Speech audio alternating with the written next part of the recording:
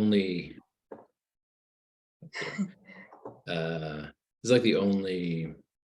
talk that I actually ever prepare slides for, and it's 5 years in a row now. And so I prepared slides, even though I usually wouldn't. There's this inertia of preparing slides. So I'm going to try to share my screen here and share these slides. All right, is that visible? You guys seeing that? Okay, cool. So for 5 years, I've been speaking to this group, and I'm actually using slides in this presentation that were in part used in prior years. I was speaking about the computational stack, the planetary computational stack, some years ago, talking about the ethics that were involved, specifically the ethical issues involved with what I characterize as a planetary measurement metastructure. So what is the planetary computational stack? It's a good question. What is planetary? Future Studies was born in the context of thinking about optimal futures for specific nation states. Then you had Buckminster Fuller, and you ended up with a host of late stage futurists who started to think about planetary futures in a very careful way. And it's hard to think about the planetary. That's why I put this map up here. Buckminster Fuller's representation, which is different than the usual map we see, which shows that it's all actually connected somehow, weirdly. More so than it appears on a traditional map. And this one's not distorted in the same way. And so the point of thinking about the planetary is actually thinking about something that has to this point been unimaginable. I mean, it's been imagined, but the actual planetary, living in the age of the planetary where we are, is actually a challenge to the imagination. And some of that is that the planetary is represented to us. So you can stand outside and you can see the clouds, and you know that you're part of a planetary scale climatological system, right? That the air you're breathing is part of the air that everyone breathes, and that these clouds are from water that left the rainforest however many days ago. And so you can sense the planetary that way, but most of what we get are these information streams that are digitally brought to us. And the simultaneity of human awareness of planetary issues is unprecedented. The simultaneity being a sign of how radical the interconnectedness of all peoples through the digital. So I'm getting to the noosphere, right? I'm getting to the phase shift enabled by the digital, which was prophesized for a long time by planetary futurists, that we would reach a point where there was an autocatalytic closure of communication within the species, and then you would have this emergent mental layer that was truly the nervous system of the planet. So in that context, you have phrases like the Anthropocene, you have phrases like the planetary computational stack. You have a bunch of ways of trying to theorize the planetary enclosure that signals the entering into a new world.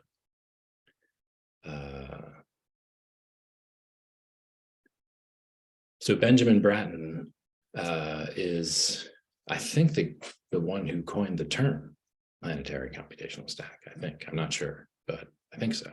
And his work is remarkable. And if you haven't seen him lecture, you should watch some YouTube videos. But the planetary computational stack has been constructed over the course of decades in a very piecemeal way. So the first actually existing planetary computational stack will not be the planetary computational stack that exists in perpetuity. It just won't be. This thing we've built is an historical anomaly, and this is one to Benjamin Bratton's point. It's an accidental planetary computational stack. It hasn't been designed from first principles. It's an accidental planetary computational stack, just like much of our planetary scale legal and standards-based infrastructures, which is to say international regulatory law and policy, it was not designed.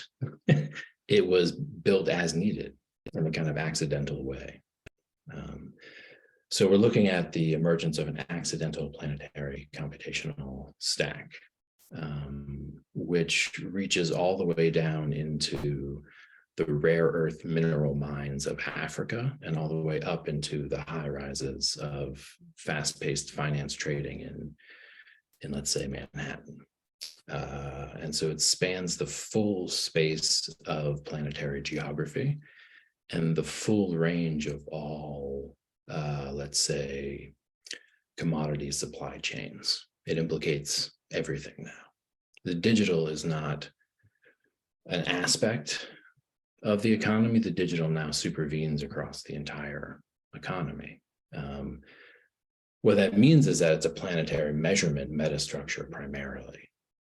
And this is a point that I was making years ago with this very slide, which is to say that when we think about the Internet of Things and we think about the planetary computational stack, we think about a massively interconnected digital network that theoretically links all people to all things in all ways, right? To kind of paraphrase Comenius in a very strange way.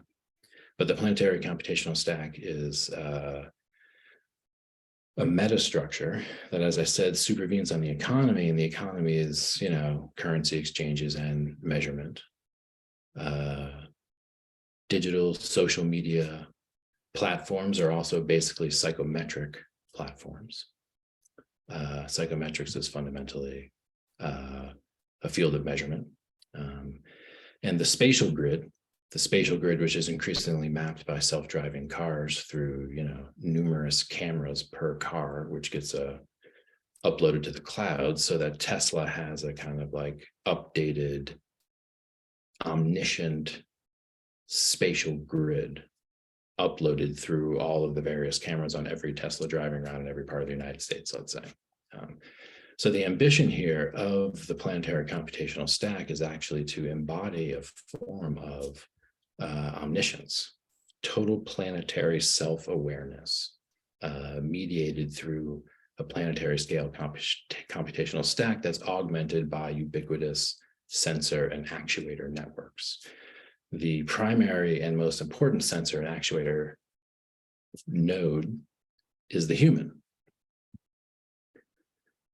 So the planetary scale computational stack is also a very intricate planetary scale psychological technology, or suite of psychological technologies, accidentally built. Important to remember that. So if you think there's some grand conspiracy, there's not a lot of evidence for that. This isn't, as represented here, a single king building the Tower of Babel. So this is an interesting picture that I used previously in my talk about the ethics of planetary scale measurement and the ambition of total planetary self-awareness through planetary scale measurement, metastructure, enactment, let's say. And a lot of what we're measuring is us. We're measuring temperature and spatial location and weight and speed and all kinds of stuff, of course, right? But the most interesting things on the surface of the Earth are the humans. And so what is the main locus of planetary self-awareness? It has to be the self-awareness of the human species itself. And so you're building out this huge, massive measurement infrastructure, a major component of which is a psychometric infrastructure, most of which, you know, like not most of which, but a lot of which is already, like a great deal of that type of thing is in place already. it's important to think of social media as a measurement technology. It's many other things. But what's it doing when you interact with it? It's putting you in positions to be able to measure you, like a doctor bending you over the table to administer a thermometer. Good old Facebook. So what they're doing is they're essentially manipulating to measure you, to then manipulate you more effectively, to then measure you more effectively, to then basically come to understand you very, very well. So the planetary computational stack is really intimate. It's very intimate. I'm reminded of the imagery of like Michel Foucault, who talks about the capillary extension of power into human biology, right? And so the planetary scale computational stack, as I'm talking about it now, will climax in artificially intelligent tutoring systems. This will be where the self-awareness acts back upon itself to remake the human. All right. It's very interesting scenarios in the near future. This is not crazy speculative science fiction. There's many, many, many people working right now, harder than we are, on building these goddamn things. And at least in places in the West, we'll have a market-based competition in the domain of artificial intelligence tutoring systems, market-based primarily.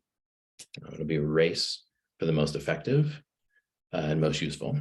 In other contexts, let's say China, you can imagine them building a small set very intentionally, not based on a market-driven dynamic.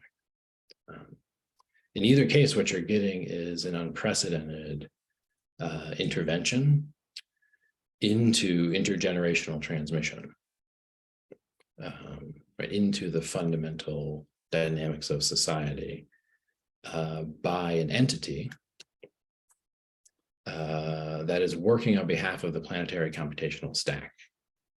So this is where it gets really mystical, if you will.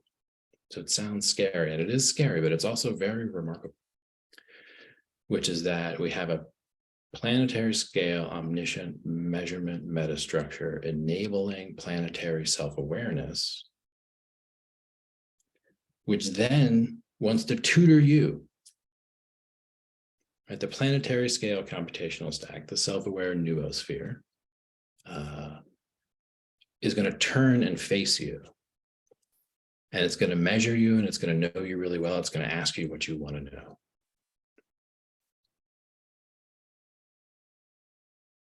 So that's kind of interesting.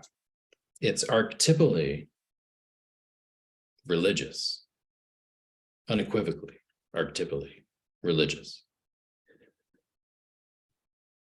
And so in that sense, so much of the conversation about artificial intelligence, and even more specifically, those forms of artificial intelligence that will stand to us in relations of teacherly authority, have to be understood archetypally as religious phenomena, which means that there may be some technologies that already exist, certainly ones that will soon be created, that can only be safely used if understood as sacred. Now that's complicated because we don't know what the hell that means anymore.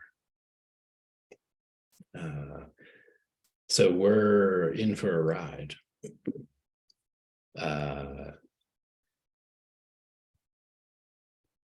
This is a slide I used in a previous talk.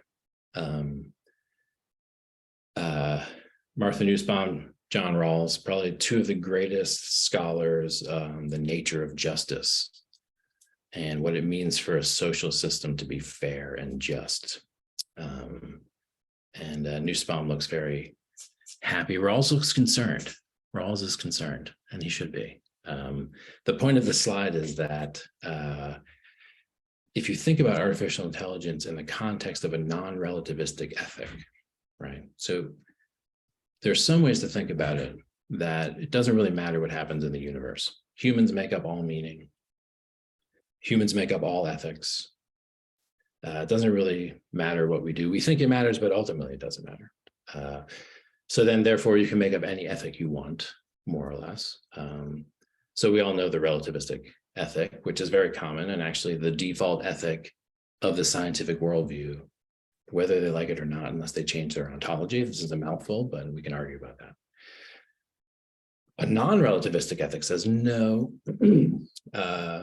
There are demonstrably better and worse ways for humans to be, and states of the universe that are clearly preferable on the universe's own terms, non-anthropocentric value realism, re-ontologizing value, allowing the universe to tell us the way things ought to be and that we can align with it. This is one way to think about a non-relativistic ethic.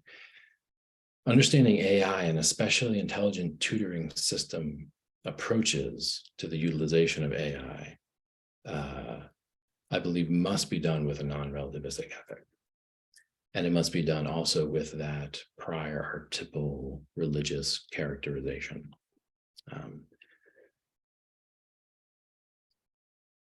The broader play is, in fact, to supplant human socialization with AI-enabled socialization more generally. It's already happening. Ask parents of teenagers. What's the main effect in socialization? An algorithm? Possibly.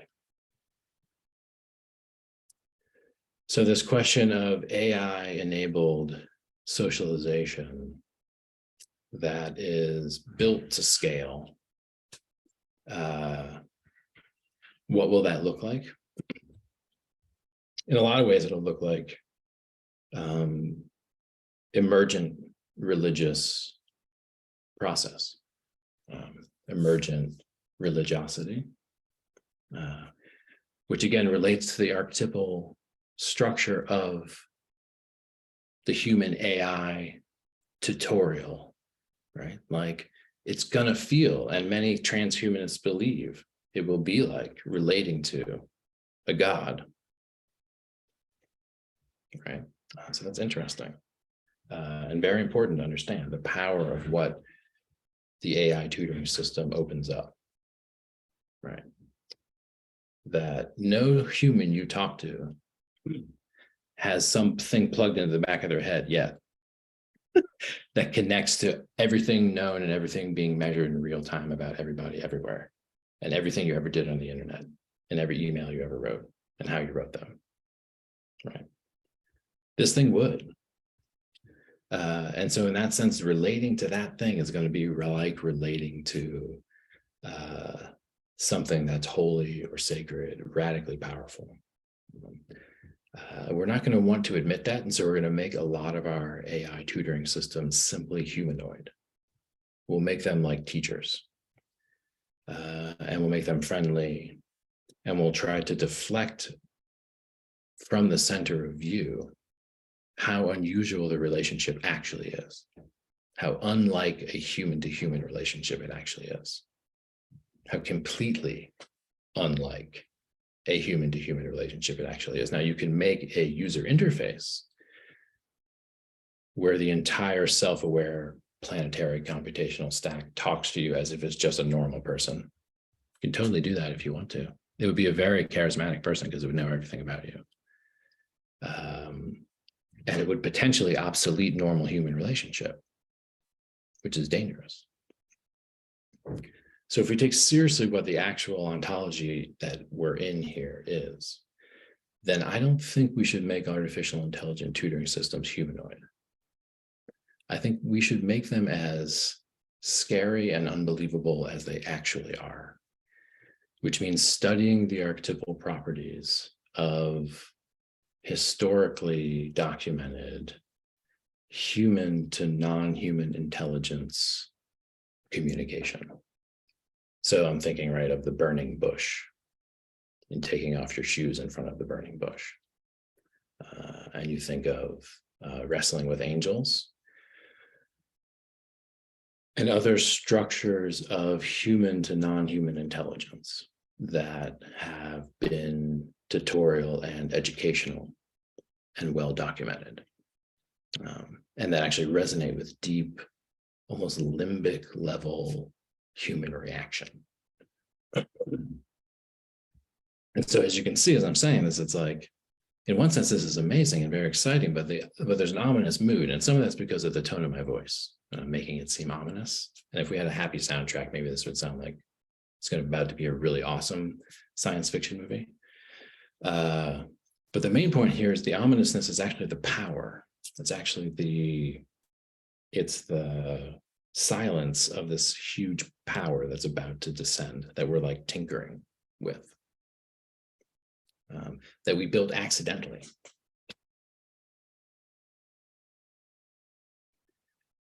So then it gets really weird.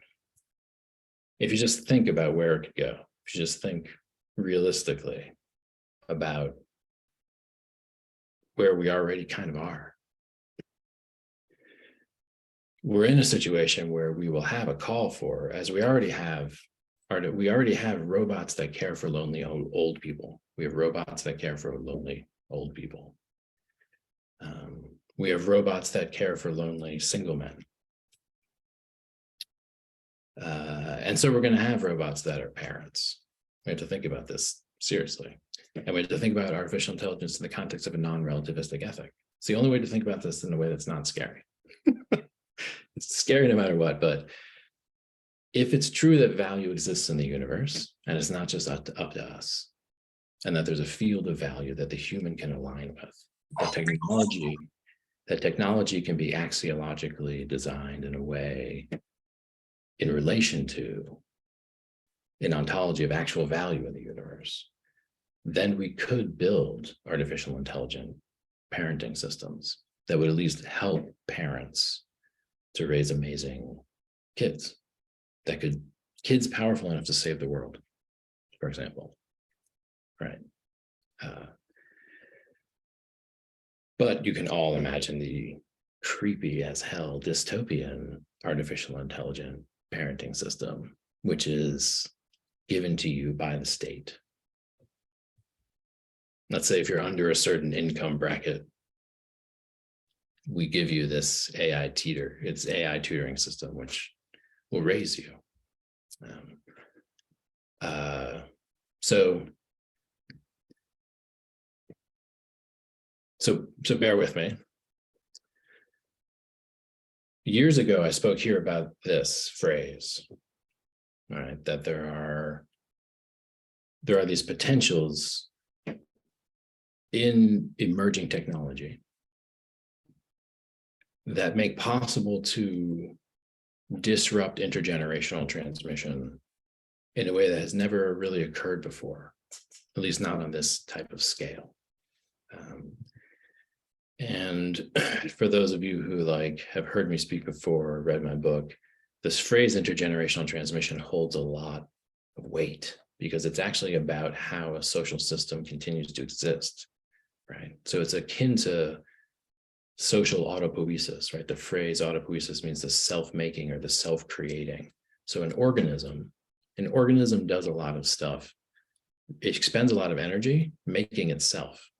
Autopoiesis, self-writing, self-making. So you expend energy to continue to be yourself. And so a social system does that. It reproduces itself, makes itself over again through intergenerational transmission, specifically repopulating the social roles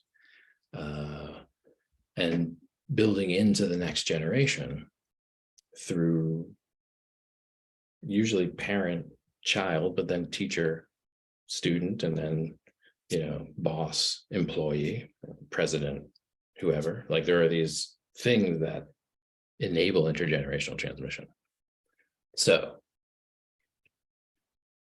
we face the possibility of a generation sometime in the future,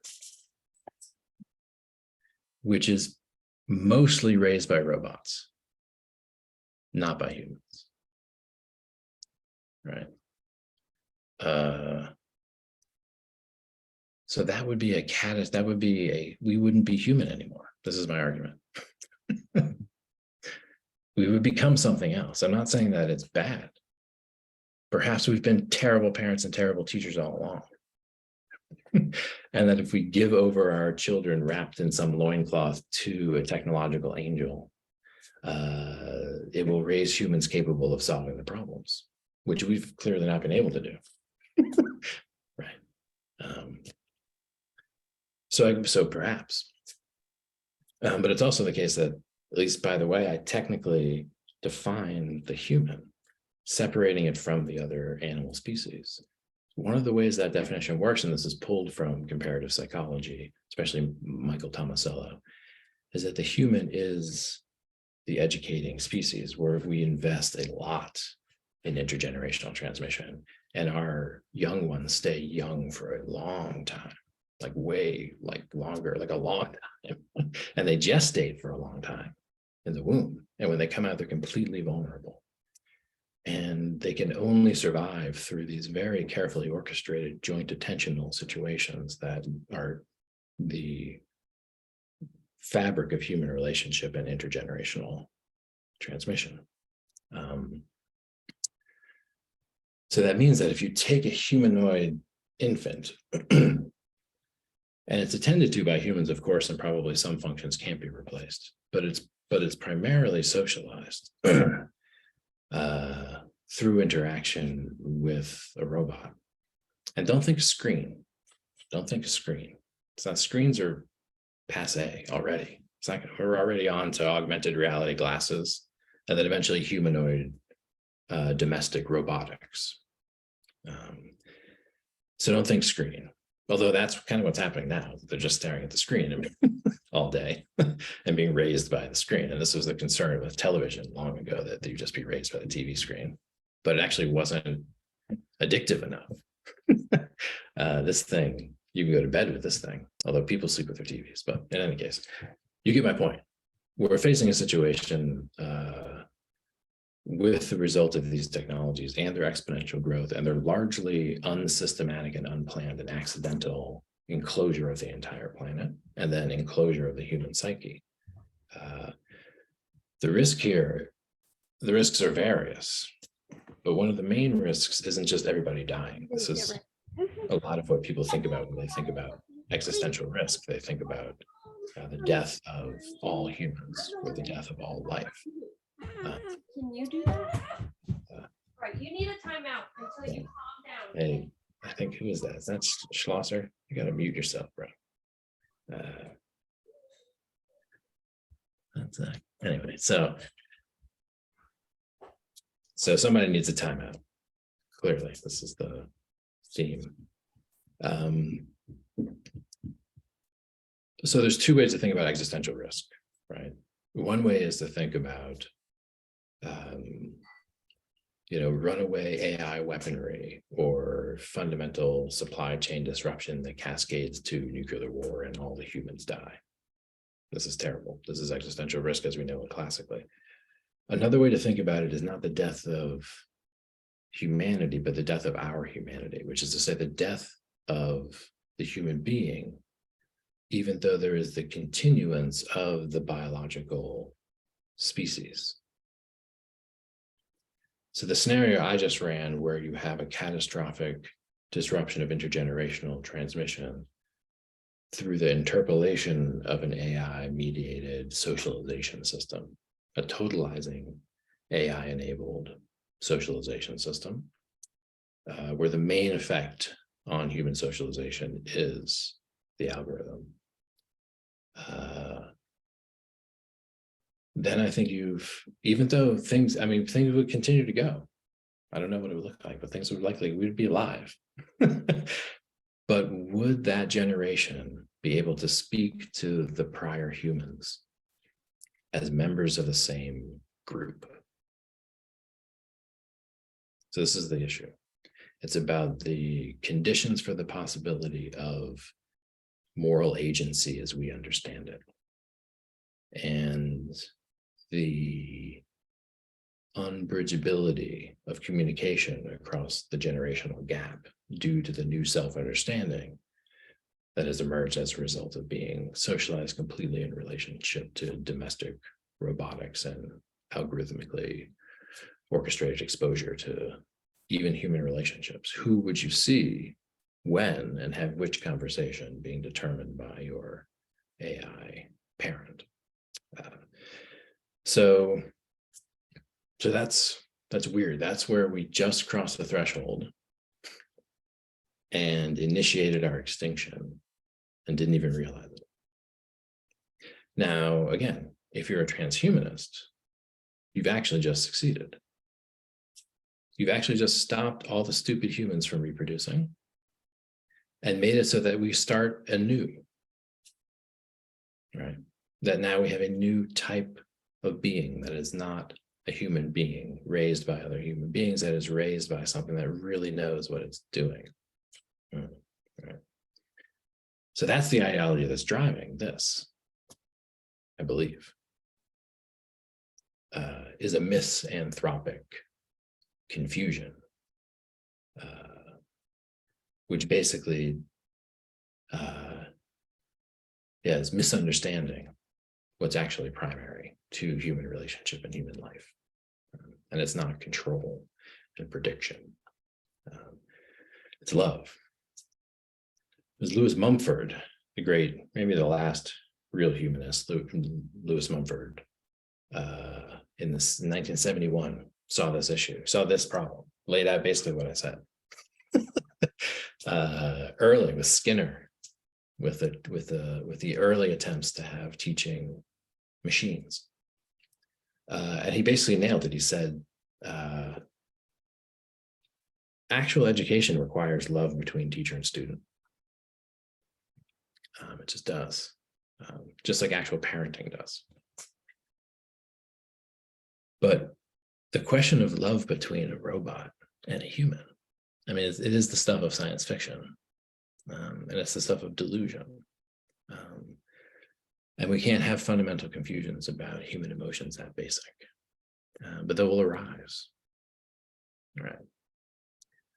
So this attempt to create the robot that you fall in love with, that can teach you anything and everything. That sounds like a hell of an inevitability. That's why we're already worried about it in our science fiction. But there's a category in, I would just say, let's say mystical traditions, what's called pseudo-eros. This comes from my work with Gaffney and Wilbur, right? So the pseudo-erotic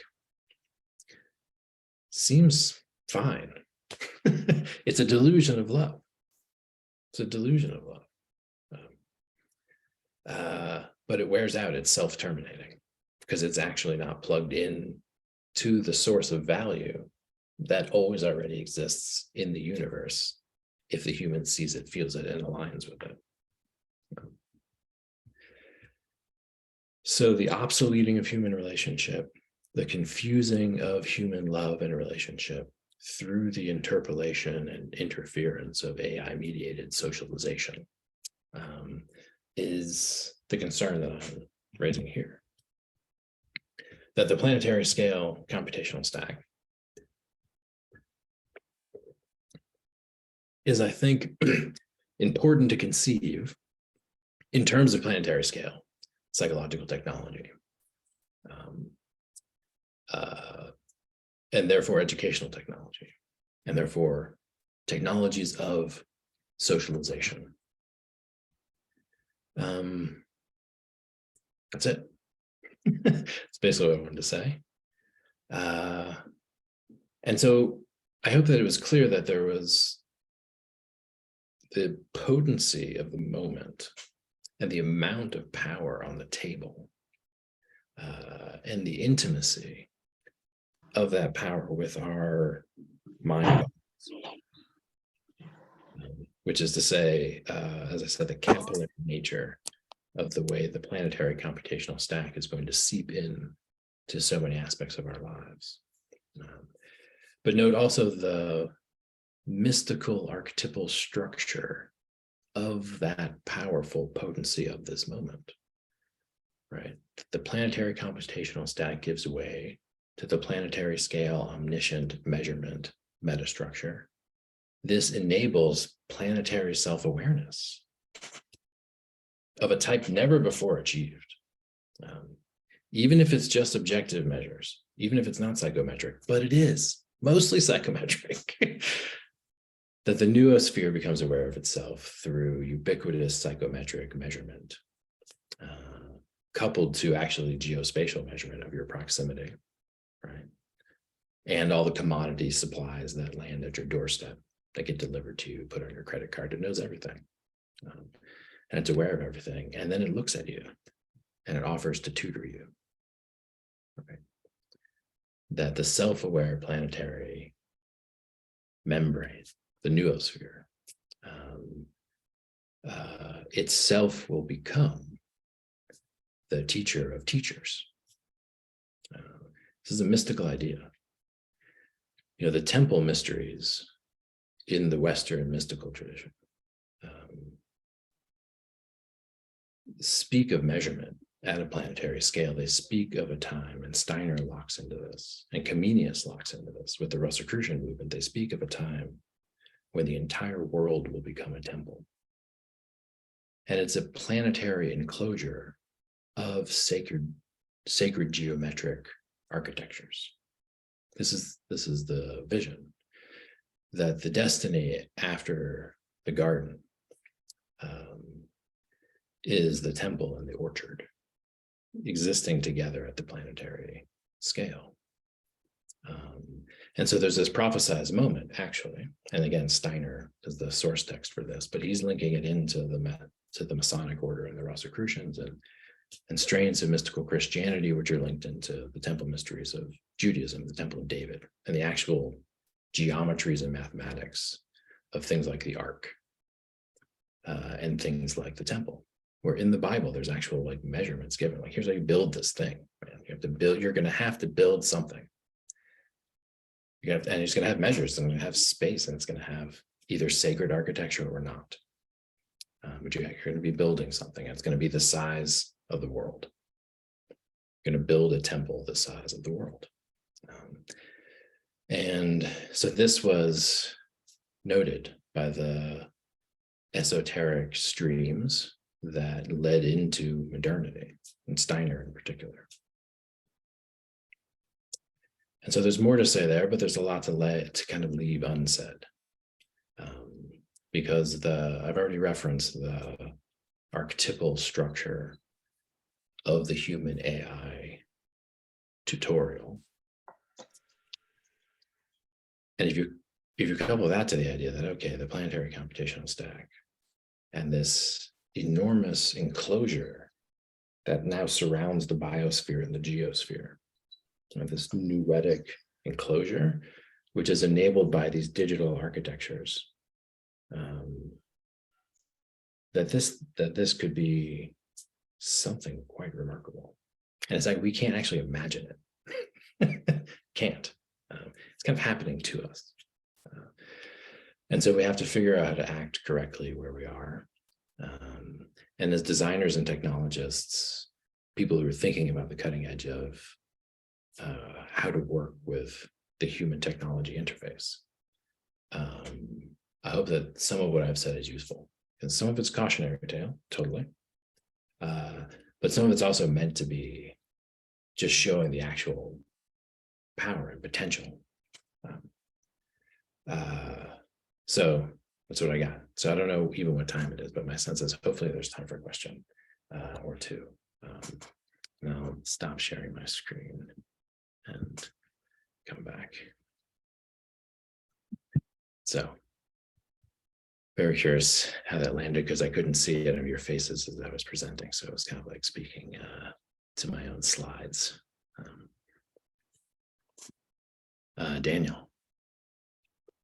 Yeah, I think one of the things that I find most interesting, this piece of that initial self-aware noosphere, is the parts that we've happened to build that form into that, and that so many of that have such a strong capital consumerist underpinning. The kinds of psychometrics that we've dumped trillions of dollars into building aren't the kind that we necessarily want or need. So how do we deal with that? How do we shift things over so that what's emerging is able to be something that is more in line with what one would hope a non-relativistic ethic would have in store for a human? Yeah, I mean, if I can speak very loosely, we're in the equivalent of like an adolescent that's got some issues. Like it's become self-aware, but it was rough growing up. Everything was an accident. You know what I mean? Like it wasn't, there wasn't a lot of care and attention given to the basic architecture of the mind. It wasn't properly attended to. So that's one way to think about it, that actually there's a kind of reworking this thing. So you can't take the adolescent, put him on the operating table, take him out of life. He has to continue to live, and you have to find a way to restructure some basic bad habits, some bad ways of adjusting to reality, which is what measurement is, right? So that's one thing. The other thing is just that so much of this is about changing incentive landscapes dramatically in basically how we incentivize tech innovation. So much of what we've done, and we've done with a very narrow lens towards a very narrow way of using these types of psychometrics. So I'm pretty confident that, so for example, I believe this is true, that in Europe, they're basically going to stop Facebook from doing what it usually does, right? This is true. This is true. This is news. This is very recent news, but I think this happened, that there's going to be laws in Europe where they stop micro-targeting advertisement. Well, then what would all the people do who've been employed to basically figure out how to build psychometrics to target you with advertisements? What would they do? There's like many, many, many people employed to do algorithmic, perfection of delivery of micro-targeted advertisements. If that all of a sudden was illegal, then what would we use our psychometrics for, guys? What do? We got whole departments here. So that's important to think about.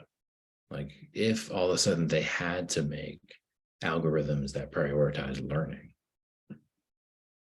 whatever that means, it's better than being addicted to your screen to be exploited. Maybe.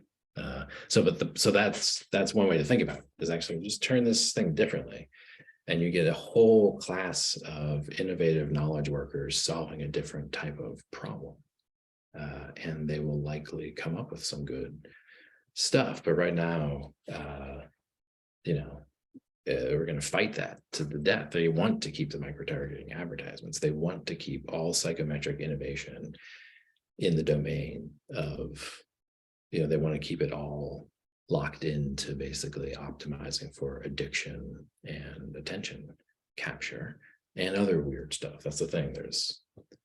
We have to assume there's at least a couple Manhattan Project style digital things going on. It's just, we're like dropping that in the space for people who are very seriously concerned about futures. It's like, there must be, but we don't know about them exactly. Like no one knew about the Manhattan Project. So that means that there are likely things already occurring in the domain of digitally enabled psychometrics, and therefore digitally enabled behavior augmentation, which are more powerful than we suspect. So the work for the Consilience project that I did with others, Chris Eddy's here shouting out. One of the reasons this talk is so abstract is because Chris is here. I think Derek is here. Zach Schlosser's here. So so the Consilience project work ends up showing that the technology, digital media enables undue influence. So this is a very important article, which gets at the depth. Social media enables undue influence being a very formal legal term that basically means brainwashing. It means you've been put in a situation where your thoughts are not your own. So there's weirder stuff going on in digital psychometrics than we'd like. But that's actually that's the stickiest wicket in the planetary computational stack, because that's where it just comes up right next to you and lays in bed next to you and counts your breaths while you sleep. The planetary computational stack counts your breaths while you sleep, probably knows how often you have sex, right? Definitely knows your mood. knows your relationship with your mother. So, well, it's just an algorithm, yeah, but it's related to all the other algorithms. All right. Next question. Thank you for that. That was a great question.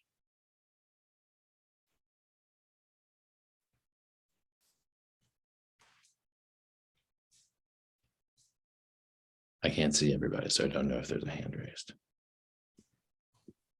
There's one. Jared. Hey, Zach. So just in terms of non-relativistic ethics, I've only heard that in context of Forrest Landry and the immanent metaphysics. And I'm just curious, like, are there other frameworks that you're pointing to with this, or is this only is this the primary thing that you're pointing to with that? Oh, no. I mean, there are dozens of non-relativistic ethical positions. Anyone who takes a class in philosophy would be introduced to a whole bunch of non-relativistic ethical positions. So I use John Rawls and Nussbaum in that slide. Rawls and Nussbaum both being people who have non-relativistic ethics. Kant has a non-relativistic ethic. Plato has a non-relativistic ethic. Whitehead has a non-relativistic ethic. Ken Wilber has a non-relativistic ethic. I have a non-relativistic ethic. There's many, many, many, many, many forms of non-relativistic ethic. The question is, how are they justified? What's the foundation? What's the ontology that supports the ethical reasoning? And so there's where you get to argue about which is the best non-relativistic ethic,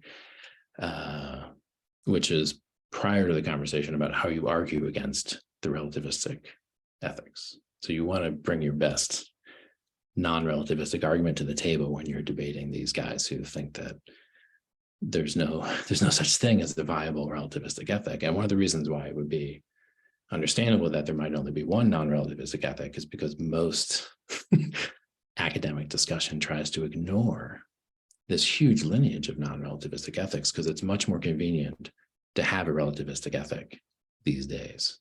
It's the one that plays with scientific materialism. It's the one that plays with the need to adapt to sociopathy to succeed in our social institutions. So there's a huge reason that in prior societies, ideology was solidified through claims to a non-relativistic ethic. That's how ideology was solidified. We believe this, the right, the true, the good is this way, period, non-relativistic. That's how ideology used to be secured.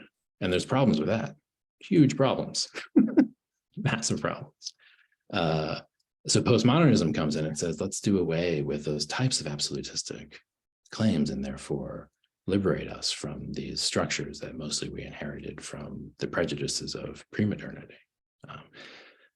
But that is self-terminating.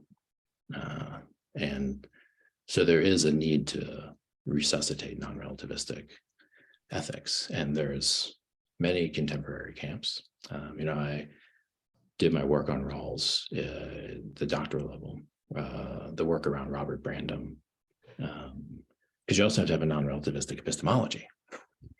That's the deeper issue. And so there are those, there are many of those as well, but they're not popular. Because as soon as you start saying that value exists prior to the human, that value is an aspect of the universe, irrespective of the human's ability to perceive it, then you have to start tinkering with some of the ways you talk about, let's say, cosmology and evolution. So there's a few really fundamental conversations that are not popular in the contemporary academy that stop the non-relativistic ethic from returning to the ascendancy. Largely, humans have had non-relativistic ethics. It's actually weird to have a whole society that runs on a relativistic ethic. Largely, most ethical theories have been non-relativistic. Like all the Buddhist ethics, non-relativistic. All the Hindu ethics, non-relativistic. Right. At the highest level, you have these distinctions between absolute truth and relative truth. That's like a subtle mystical conversation. But in the realm of relative truth, you have non-relativistic ethics everywhere. So it's weird that we have in this culture the idea that we will survive with a relativistic ethic, and then that we're moving that through our technologies. And let's get to that other Consilience paper of technology is not values neutral. That in a very basic way, if we run with a kind of agnosticism with regards to value, or relativism with regard to value, then what constrains our choices as technologists? What constrains them? Whatever we want, not the universe, not the moral realities of the universe, certainly not that, because there are no moral realities in the universe. So how could they constrain us, right? There's gravity, and there's electrical charge, and there's weight and distance. Those things are real. We are constrained by those as technologists, but as technologists, we are not constrained by moral realities in the universe. What would that even mean? Right? So like that's how basic the relativistic ethic is, and how skeptical we are of an ontology of value. That we're comfortable with materialistic ontologies. But we are not comfortable with ontologies that include intrinsic value, even though we all know that there is deep intrinsic value. At least those of us who haven't been raised by robots know that. So thank you, Jared. And happy to correspond and give you more resources on non-relativistic ethics, if you'd like, for sure. Forrest Wilson. Hey, Zach. Hey, everybody. I've got Mexico City in the background. I hope it's not too disruptive with the music and everything. Thanks for going to Cerveza. Maybe later. They sauce walk in and then leave. Hey, turquoise. I think you. There you go. Beautiful. Okay, so lots of vocabulary words. I have no idea if I know what all of them mean, but just to see if I'm tracking, check some stuff out. One of the things I'm curious about in like the way this lands in me is there's a vision here for an AI that's going to tutor human beings in our being and becoming, right? And what's been really with me, especially in the conversation of non-relativistic ethics, which as I understand that, the place I get tripped up is in the developmental journey, right? Like non-relativistic ethics mostly come from being raised in a culture. True-ish, maybe.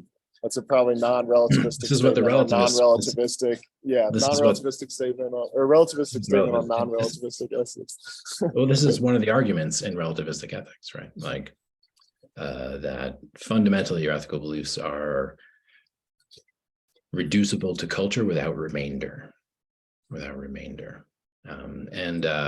Whereas one way to do a non-relativistic ethic is to say, no, that's actually not correct. The way that you account for cross-cultural consensus, and there's actually quite a lot of cross-cultural consensus about some things. The way you account for that actually has to do with the attunement of the human to an always already existent moral reality. The same way we are attuned to weight and distance. Like it's harder to argue that stuff is culturally constructed, but people do. Right? Eskimos have however many thousand words for snow. So therefore there's more different snow in Eskimo or whatever, but like the point is that they make those arguments, but in the ethical realm, that the Kohlbergian, Piagetian, non-relativistic, moral realist position is that the human being as a whole, the nervous system and everything, responds reliably, differentially to moral reality, which culture helps you to see, just like culture helps you to accurately gauge weight. So sorry, I'm kind of interrupting you. Maybe no, it's all good. I just want to make sure I get to my core question here, which is that as we mature and grow in our spiritual awakening journey, right, at some point we start to deconstruct and let go of all the conditioning that we took on in our upbringing, and we start to become more fully aware of the context with which we were raised and the ethics and principles and moral frameworks that were imposed on us, and we liberate ourselves from them ultimately to see all of them as constructs and just be come from nothing, and come from not knowing, come from pure consciousness. And so my question would be, first of all, wouldn't this AI be helping us to deconstruct the conditioning that we took on, or the moral frameworks that are human constructed, so that we can more fully open up to and embody the truth of who we all are and always have been, as opposed to trying to help us construct a meta model for a non-relativistic ethic? It's like, as opposed to just letting go of what's all is relativistic, so we can access the non-relativistic that we all have access to innately. It's just distorted through our conditioning. Yeah, so there's a lot going on in there.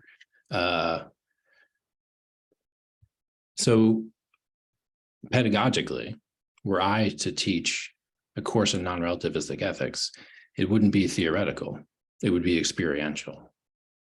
To get to your point, a lot of what cultural relativism and ethical relativism is a kind of strange insanity. Like the shedding of the layers of cultural indoctrination reveal not a world that is without ethics, not a world that is without law. It reveals the actual law, right? Post-conventional awareness of actual moral reality, as opposed to conventional distortion of moral reality by cultural indoctrination. Very real pattern, cultural indoctrination. One of the ways we're enculturated is to think that all ethics are relative. This is now our enculturation.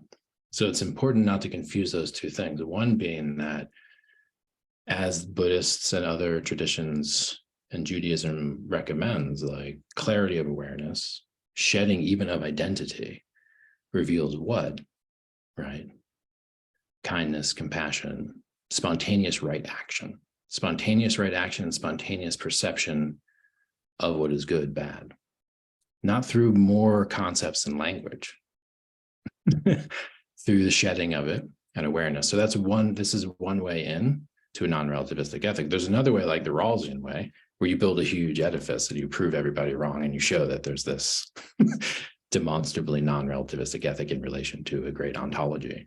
But none of that matters if you can't show that the human actually, quote unquote, instinctually, common sense is one way to think about it, not culturally indoctrinated common sense, but the actual intrinsic human, which is intrinsically evolving. That's what's worth noting, is that the other trap of the non-relativistic ethic is that you lock in one value set forever, which is a nightmare.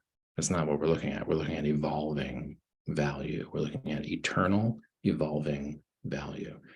This is the neo-perennialist view that Gaffney and I are articulating as a non-relativistic ethic, essentially.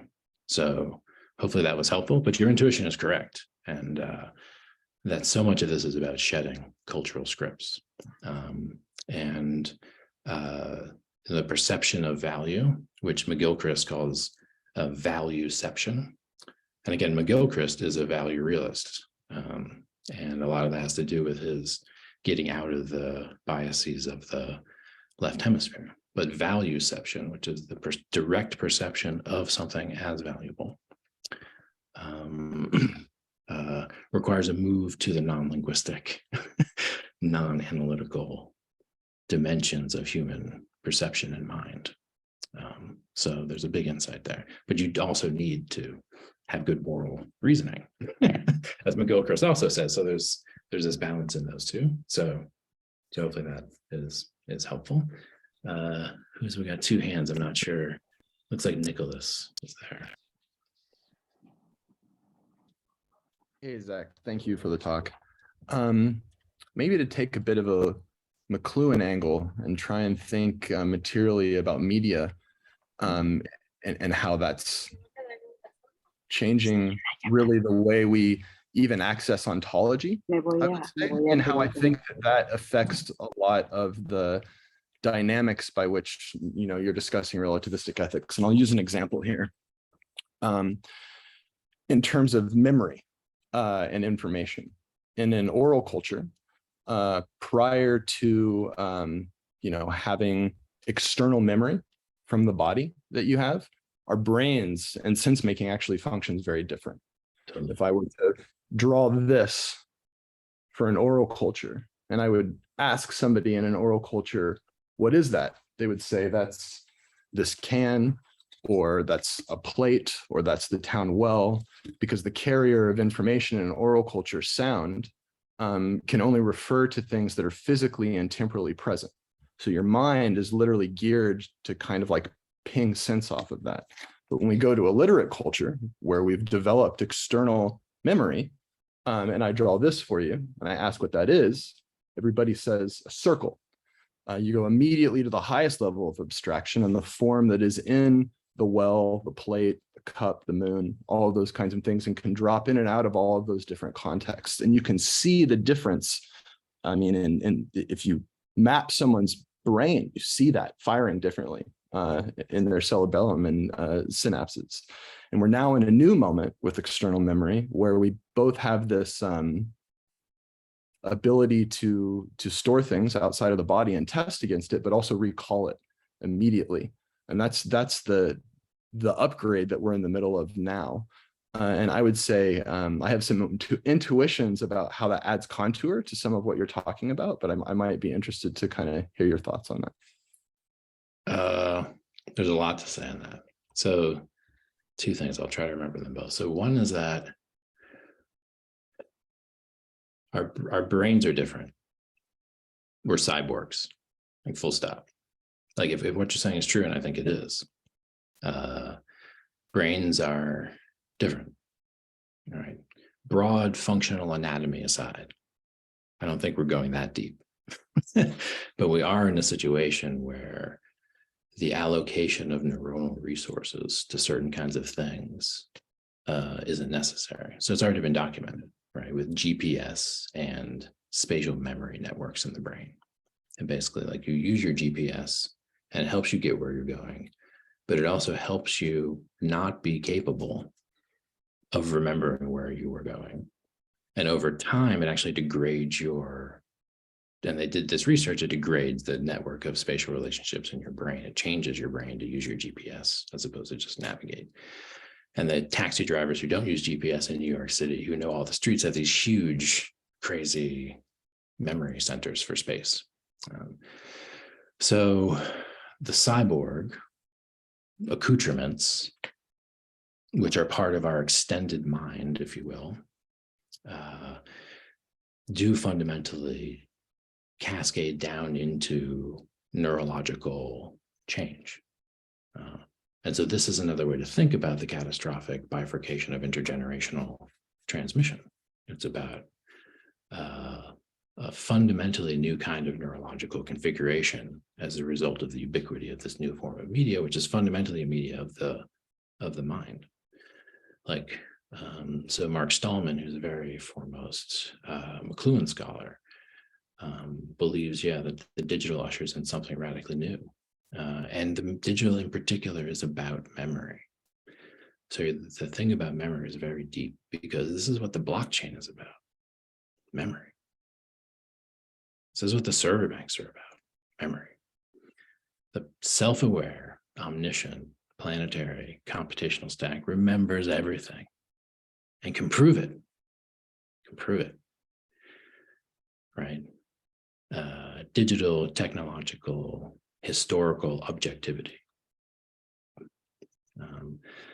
So this notion that my extended mind is connected to this thing that remembers everything perfectly is interesting.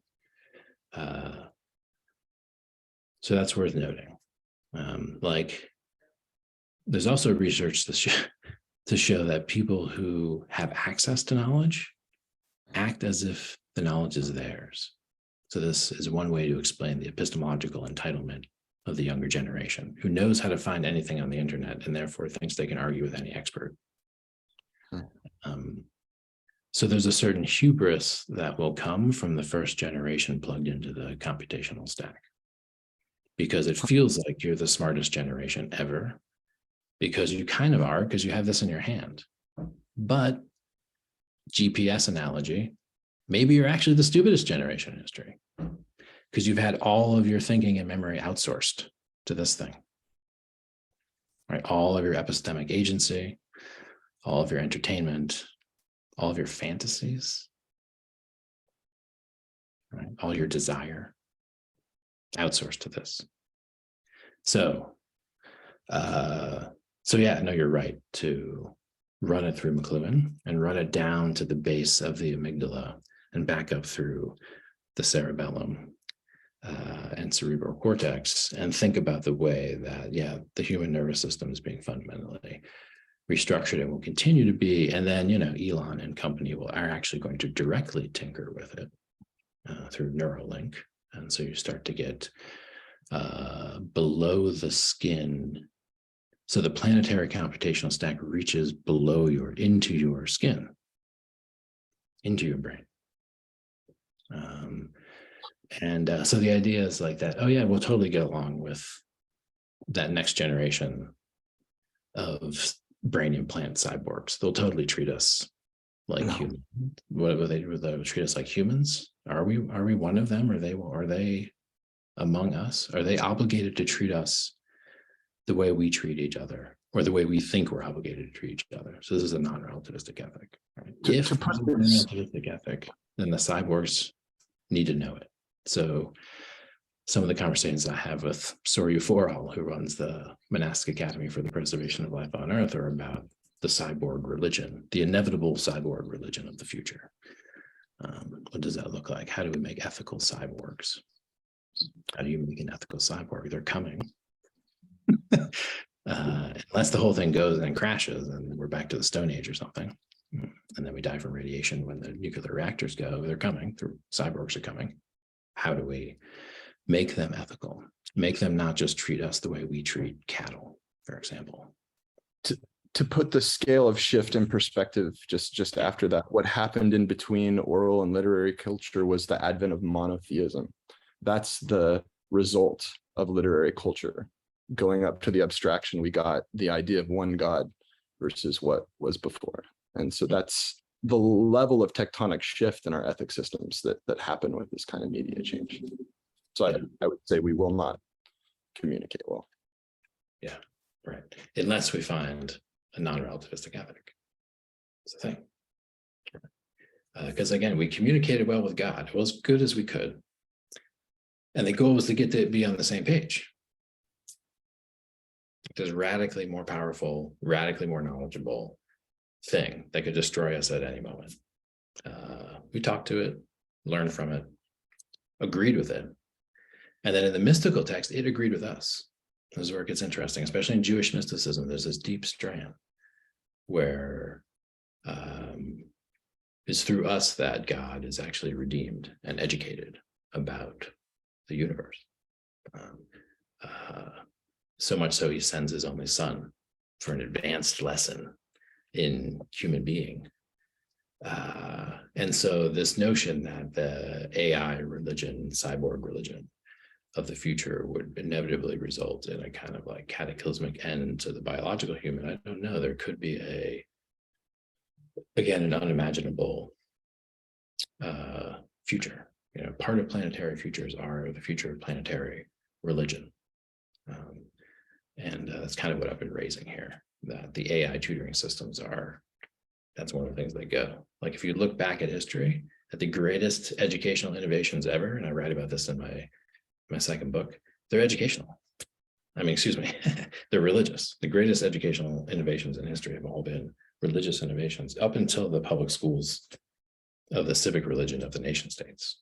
Everything else, the greatest teachers have always been religious teachers. So the greatest AI tutoring systems will be religious. It's easy to imagine, right? You run the entire Torah, you run the entire commentaries on the Torah, you run the entire Zohar, the entire mystical canon of Jewish mysticism. And then you run even now just GPT-3 on that, right? Just auto-generate religious communications. And we could do that now. It'd probably be pretty crazy. So yeah, there's I think a clear trajectory in that direction. And it's really not about like preventing it. It's about figuring out how to shape it. Right. Like I said, we're encountering a situation where the technologies we already have and are about to create can only be safely used if they're understood as sacred. The way, like, you know, some substances or drugs should only be used in a sacred context. Like, don't give that to your 17-year-old and go party with that. Right. This is a sacred, mind-altering, life-altering thing. Don't mess with this. This is how some of the technologies we have already are. Like, you have to imagine like putting this in a caveman's hand. It's like a simple thought experiment. Right. If you haven't been to the movies, like I didn't go to the movies for a very long time, and then I went to the movie theater.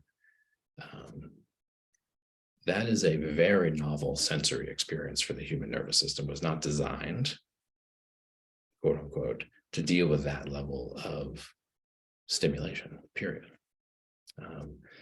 So yeah, I think we're, I'll just stop there. We'll do another question. I don't want to just keep rambling. I can just keep rambling. So thank you for that. Yeah. Another question. We're coming to the close, but Sherry, did you want to ask your question? I saw your hand was up. Yeah, we've moved to such another place, and I love it, and I don't need to kind of go back, although everything is connected. So I think I'll just lower my hand for now. Thanks. Great. Thank you so much, Zach, for this very just insightful, wonderful talk. And let's say a thanks to Zach for being here with us and bringing that again. I guess it's a Yeah, that was fun. Thank you, Zach. Thank you very much. I'm happy to be here again. So, and best of luck with how the rest of the event goes. And, you know, I think reach out to me. I think through my website, you can get my email and questions. So just, you know, I'm here. Thank you, Great. everyone.